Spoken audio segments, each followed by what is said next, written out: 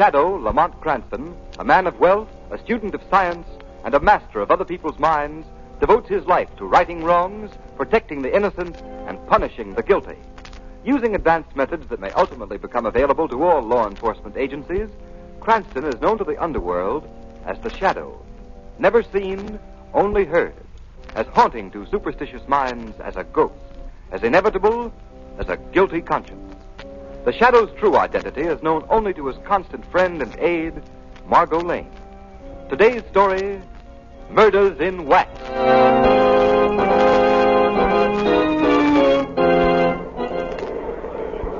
Ladies and gentlemen, we invite you to step inside and view the illuminating and educational exhibits that are the features of our waxworks.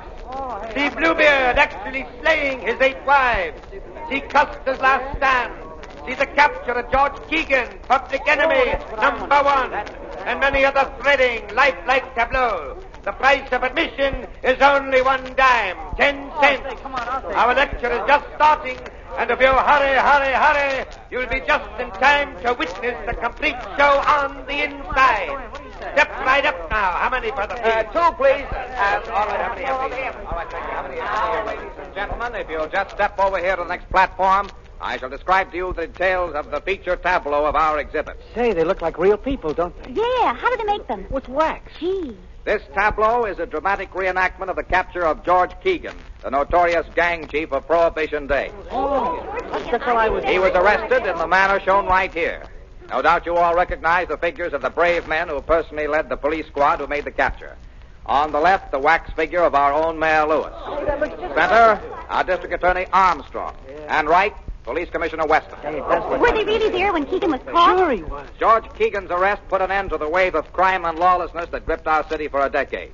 He is now imprisoned in the state penitentiary for the rest of his natural life. Gee, the girl in the tableau sure looks lifelike. Yeah. Oh, ask him who she is. Okay. Hey, Cap, who's that girl? Just coming to that, brother. A little lady seated in the chair was Keegan's gun moll, Edna Kelly. She was with him in the hideout at the time of the raid. Hey, look at that. The wax figure fell off the chair. Don't get excited, folks. It's only a wax figure. I'll just set it up again and... Holy cats. It's real. What? It's a body. A dead body. A dead body of Edna Kelly. Hey, it's really Edna Kelly. Edna Kelly, how'd she get here? She's been murdered.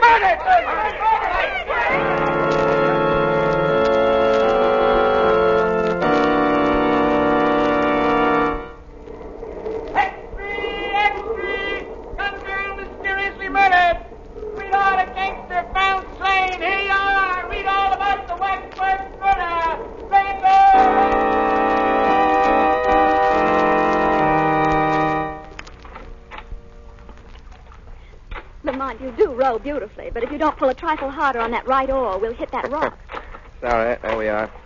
A little rusty on navigation, Margaret. This is my first rowboat venture in the park this spring. I'm really enjoying it. I need a little fresh air and sunshine after that experience at the waxworks yesterday. That was pretty terrible. How'd you ever happen to go to that place, Margaret? Oh, well, I was showing the town to my cousin Jane from upstate. We passed the Waxworks Museum, and she insisted on going in. She'd never seen a chamber of horrors. And she saw more horror than she bargained for. Yes, and so did I. I'll never forget it. Just what was that wax tableau like? It was set in a replica of a furnished room in the house where Keegan was captured. Yes? The figures of Mayor Lewis, District Attorney Armstrong, and Police Commissioner Weston were grouped about Keegan and Edna Kelly. Did anyone notice the figure of the Kelly girl was actually she until it fell from the chair? No. The wax figures were so lifelike that no one suspected. I see. Shall I row off the island? Oh, that'd be nice.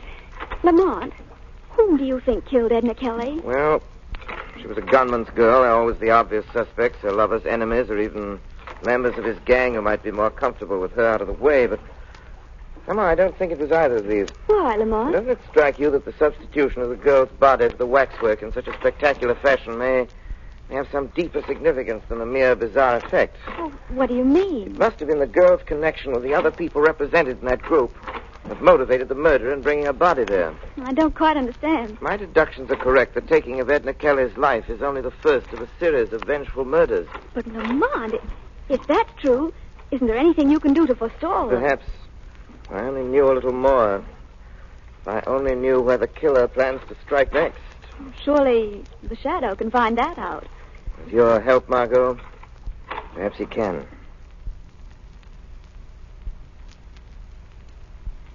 A fine bunch of detectives I've got in this department. You call yourselves a homicide squad? That's a laugh. But, Commissioner Weston, we've combed this city. Hogan, have you checked on the story of the museum proprietor? Commissioner, you talked to him yourself. Have you verified his statements? Yes, Chief, they're solid. The murderer entered the Waxworks Museum by a back door. It was found jimmied. After he put Edna Kelly's body in a tableau, he took the wax image of her outside and buried it under some trash in the alley. Did you go over the image for fingerprints, Cardona? Yeah, but we couldn't find anything. Tell him about the face. Oh, yeah, Commissioner. Funny thing, the face of the wax dummy had been sliced with a knife across the left cheek. Why didn't you tell me that before? You know what that means as well as I do. That's right. That's the mark of a squealer. Yeah, but it couldn't have been any mob stuff. The probation report shows that Edna Kelly's been going straight ever since Keegan was sent away. If you ask me, I think it was a lunatic that done it. Yeah. No sane guy had set a dead girl's body up for exhibition in that waxworks joint. No, it looks to me like one of them love things. Some guy carrying a torch for Kelly. And You're both wrong. It was no lunatic that committed that murder. And Edna Kelly hasn't gone out with anyone since Keegan started his stretch. Then what, Chief? Edna Kelly was murdered for vengeance by someone who wanted to settle a score with her lover, George Keegan. Keegan can't be reached in the big house, so they take it out on the girl. And what about the mark of the squealer on the face of the wax figure? That ties right in. That was the murderer's way of telling Keegan what he thought of him. Keegan has saved his neck by squealing on a dozen guys. Say, that's right. Of course it's right. Cardona, first thing in the morning, I want you and Hogan to conduct a general roundup of every known enemy of George Keegan. That won't do any good, Commissioner. It's the Shadow. Where is he? Don't trouble to find him. Why are you here, Shadow? To aid you in capturing the murderer of Edna Kelly. What do you know about the case? I know that you shouldn't be wasting your men's time rounding up possible suspects while the real assassin is left free to strike his next blow. Now, see here, Shadow. Don't tell me how to run my department. Hold on, Weston. I have every reason to suspect that the placing of the Kelly girl's body in the wax tableau was intended as a warning of other deaths to follow. Other deaths? You think there's going to be more killings? Be quiet, Hogan. Tell me what you mean, Shadow. I mean that the other people represented in that wax tableau are in danger of being killed, too. And they're the mayor, the district attorney, and you yourself, Commissioner Weston. That sounds preposterous. Not at all. My advice is that you act quickly. One of you may be at this moment in imminent peril. Oh, come, Shadow. What possible motive could the murderer of the girl have for wishing to kill us as well? I think that you're... Excuse me. Hello? Mrs. Armstrong, the district attorney's wife, wants to talk to you. Put her on. Hello. Yes, Mrs. Armstrong. This is Commissioner Weston. Oh, Commissioner, I'm dreadfully worried about John. What's wrong? Well, shortly after dinner, he went out. Said he might take a walk. Several hours passed, and he didn't return. I must have fallen asleep. And when I woke up a few minutes ago, he still hadn't come back. Oh, this isn't like John, Commissioner. What time is it now? It's after 2 a.m. Well, now, don't be alarmed, Mrs. Armstrong. He's probably detained somewhere on business. I'll try to locate him for you and call you back. Oh, thank you. District attorney has disappeared. Disappeared? Say, Well, Commissioner Weston? Do you think, Shadow, that... Yes, Commissioner. I fear that the killer has struck again. Can't be. If I were you, I would go to the Waxworks Museum. At once. You may arrive in time to stop this murderer from completing his monstrous work.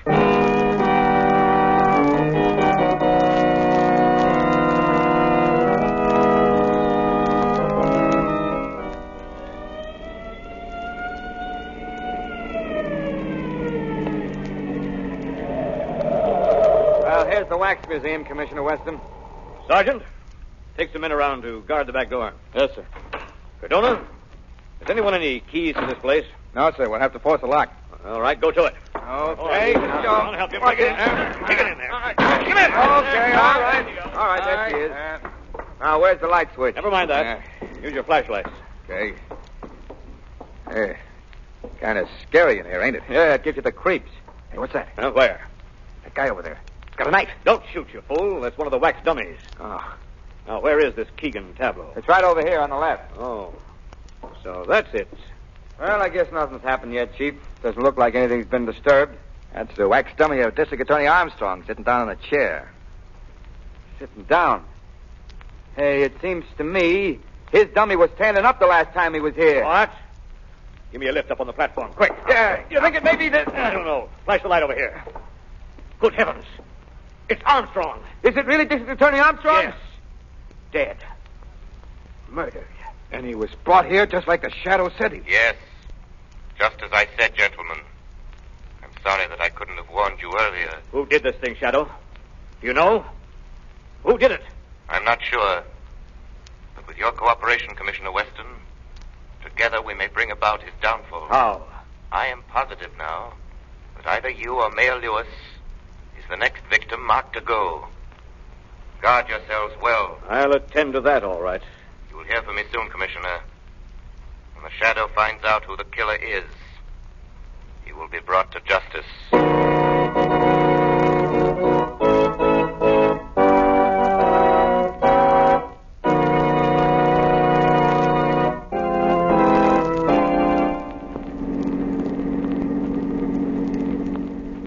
I think it's quite evident now, Margot, even to Commissioner Weston, that the killers aim to do away with everyone concerned in that tableau. Then, Lamont, you mean the mayor, the commissioner, and Keegan? They're the only ones left. Exactly. Let me see, I should take a right turn here. Lamont, do you believe these murders are the work of a madman? Not at all.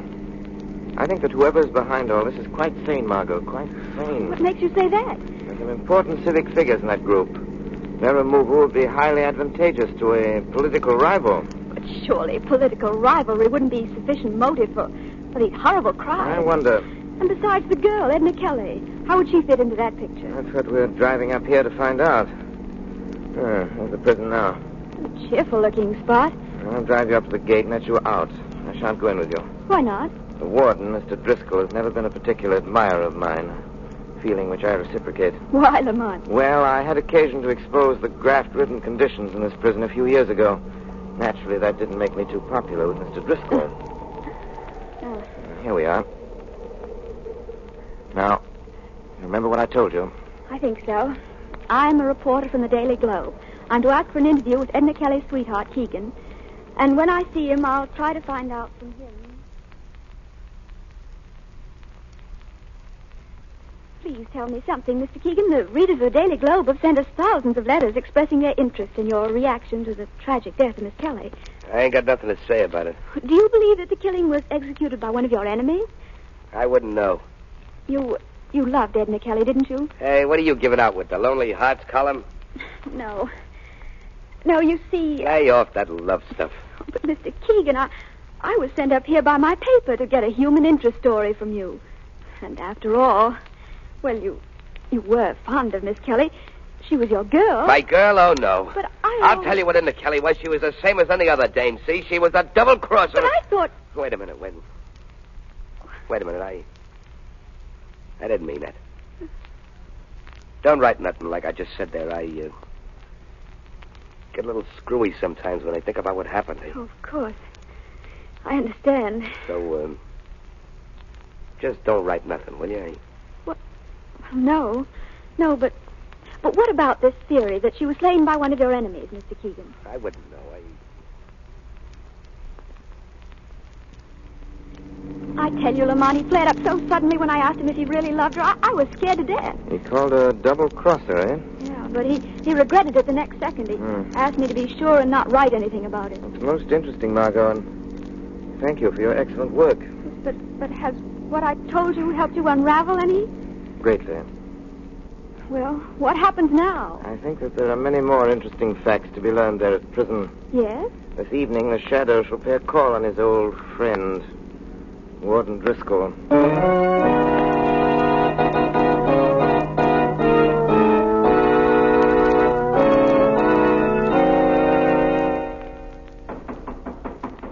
Come in. Can I see you for a minute, Warden? What's the trouble, Carrie? Well, it's about Keegan. Well, what about him? Well, I put him in solitary like you told me. Yes. That was this morning I done that. Hey, Carrie, what are you trying to tell me? Well, he ain't ate no food for the last 3 meals. So? So I was wondering if something should be done to make him eat. He just lays quiet on his bunk. I thought I told you that no one was to go near Keegan's cell without my orders. Well, I thought if he wasn't eating... Harry, if you just perform your duties as guard around here and let the warden do the thinking, everything will be satisfactory. Yeah, sure, Warden, sure. And leave Keegan alone. Yes, sir. I'm sorry. Good night, Warden. Close that door after you. Yes, sir. Fool. Hello? Yes? Oh, yes, Mac. Oh, did he get away all right? Good. Yeah? Uh-huh. Well, get him back here before daylight, no matter what happens. Yeah, okay. Tell him I hope he does a good job. Huh? Yeah. Yeah. Well, goodbye. You seem to be quite amused, Warden Driscoll. Huh? Hey, what? Who's that? Won't you share your little joke with me? Carrie, are you outside that door? Is that you talking? Carrie, if this is your idea of something funny... This is not Carrie. Well, who are you? I am the Shadow. The Shadow? Yes, Warden. Well, why are you here? What do you want with me? I came in when Carrie left. I overheard your phone conversation, Driscoll. It was very interesting. Really? Yes. I'm more than curious to know who you were talking about. Now, listen, Shadow. What business have you... It wouldn't have been George Keegan. Oh, now, see here. I have had enough of this. Wait, Warden. I wouldn't advise you to leave until we've finished our conversation. Well, what are you after, Shadow? I am seeking the murderer of Edna Kelly and District Attorney Armstrong. Well, why look here? Because this is where he is to be found. Who do you mean? George Keegan. Keegan? Oh, that's preposterous. How could a man in prison for the rest of his life suddenly commit 2 murders in a city 50 miles away? Very simple, Warden. He'd just go there. Are you inferring that Keegan has escaped? Oh, no, nothing as crude as that. But if he were allowed to, shall we say, take a leave of absence for a night. Keegan has never left these buildings. Where is he now? In his cell. Oh, no, he isn't. I investigated before I came here. And his cell is empty. Oh, yes. Yes, that's right. I forgot. He's in solitary confinement. You mean his cot is stuffed with pillows to make it appear as if he were in solitary confinement? No, that's not true. I'll tell you where George Keegan is. He's on his way to the city right now to add another link to his chain of cold-blooded murders. He's gone there with your full knowledge and consent. No. It would be a great political advantage for you to have the District Attorney Armstrong, the Mayor Lewis, and Commissioner Weston out of the way. Wouldn't it, Warden? Oh, you don't know what you're talking about. It's an easy thing to prey upon the susceptible jealousies of a man like Keegan until you've goaded him into carrying out your evil wishes. You can never prove what you're saying. I haven't time to right now, Warden. The lives of the mayor and the commissioner are at stake unless I'm able to stop Keegan. I shall present more than enough proof necessary to implicate you to the district attorney's office in the morning. So you'd better think hard and fast, Warden Driscoll.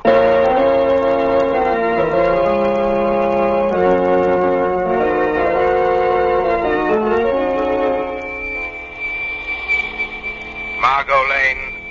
Calling Margot Lane. Telephone Police Commissioner Weston immediately. There's no time to lose. Tell him that tonight both he and the mayor are in great danger. Even now it may be too late. If they do have time to follow out my instructions, tell them that they must follow my instructions.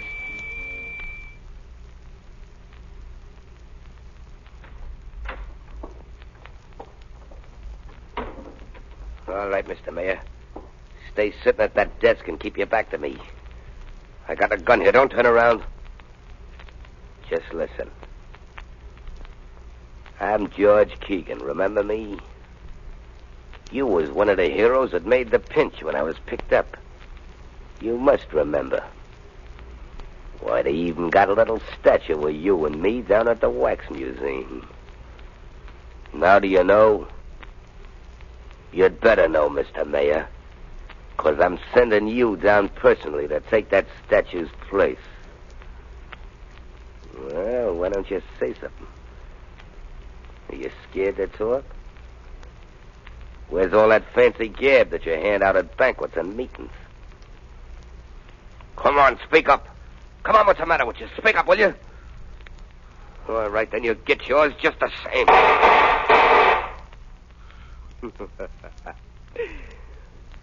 Looks like I just brought about a special election. Now, Mr. Mayor, I'll just take this corpse of yours down to the museum and then... Hey, what's this? This ain't nobody. The dummy, your plant. What? You've gotten your targets mixed, haven't you, Keegan? Who's that? Aren't you surprised to find yourself shooting at a wax dummy? Come on out in the open. Who are you? I'm right here with you. I am your shadow. Come on, can that phony talk. What are you, a copper? No, just your personal nemesis, Keegan. Now, I'd advise you to drop that gun. Not a chance. Close in on him, Commissioner Weston. Wait. Up with your hands, Keegan. Let go of me. Let go of me, Take you. that gun away from him. Here you are, Chief. This is your waxworks murderer, Commissioner. Thank you, Shadow. You guys ain't got nothing on me. How did you get out of jail, I Keegan? flew out the window. With the help of Warden Driscoll. Is this true? Did Driscoll aid you in these crimes? Driscoll wasn't in. Who's that? Ah, I see you've caught him. Good work, Commissioner. Hello, Warden Driscoll. What brings you here? This man, Keegan, escaped from my prison tonight. And I learned that his purpose in leaving was to make good a threat he'd made on the life of our mayor. Hey, what is this baloney you're throwing out, Warden? Quiet, you. I've just learned that this isn't the first time he's got out either. A very good story, Warden. Only I think that George Keegan could tell us a different one. Shadow, you here? Yes. And I sort of expected you'd come too, Warden. What's this all about, Shadow? Perhaps Keegan can explain that to you, Commissioner. How about that? Listen, I ain't no squealer, see? But that warden ain't telling the truth, not one bit. That's all I gotta say. Hey, Commissioner, what is this all about? Am I being placed under suspicion here in the testimony of a shadow? Just a minute, Warden. What are you holding back, Keegan? I can answer that for you, Commissioner Weston. Keegan is shielding the warden as the real instigator of the Waxworks murder. That's a lie. He wanted you all out of the way, Commissioner, so he employed Keegan as his instrument of murder. Don't listen to him. Go on, Shadow. But first, he had to give Keegan sufficient incentive to perform these crimes, so he went to work on his emotions, his jealousy. How? He told Keegan that his girl, Edna Kelly, had been double-crossing him, right along. Keegan, this was a lie. Huh? What, do you mean she was on a level? Absolutely, Keegan. Why, Driscoll, you dirty... Hey, look out, he's got another gun. Hey, don't, Keegan, don't! Go on. Go on, roll in pain. Just like Edna done before she died. That's right. Try to talk. That's what she done, too. And I laughed at her. I laughed at her. Laughed at her, that's what I did. Take him away. Laughed at her. Driscoll is dead, Commissioner. Well, perhaps that's for the best. Oh, Shadow. Are you still there? Yes, Commissioner. I want to thank you heartily for this night's work. I seek no credit, Commissioner. However, I have a suggestion for you. What's that? If the Wax Museum decides to create a new tableau depicting this present event, it might be wise for you to arrange to be excluded from it. It gives people ideas.